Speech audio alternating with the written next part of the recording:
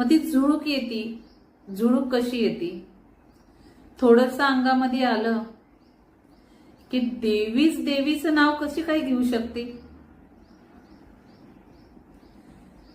जगाची जगत जननी ती आणि सर्वसाधारण मनुष्य त्याच्या समोर जरी अंगात वारं आलं तर ती स्वतःचं नाव कशी स्वतः घेऊ शकते?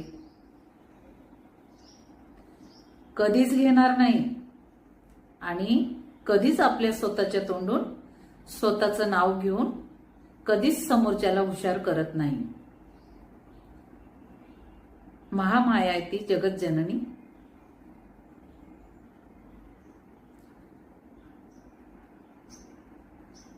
ज्यावेळेस झुळूक असते त्यावेळेस स्वतःचं नाव स्वतः घेतात.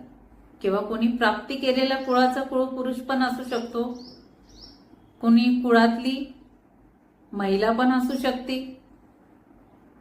त्यांनी जर प्राप्ती केलेली असेल तेव्हा ती त्या देवीची किंवा देवाचं नाव घेऊ शकते.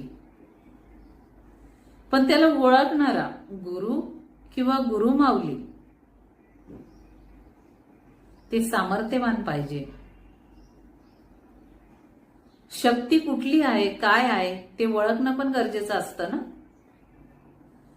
तुम्ही जर शक्तीला ओळखणार नाही आणि देवीचे जे गण असतात, शंकिनी डंकिनी किंवा गण असतात, त्यांना जरी देवाच्या जागेवर तुम्ही घेणार आणि त्याचीच भक्ती करत बसणार, त्याचीच आराधना करत बसणार,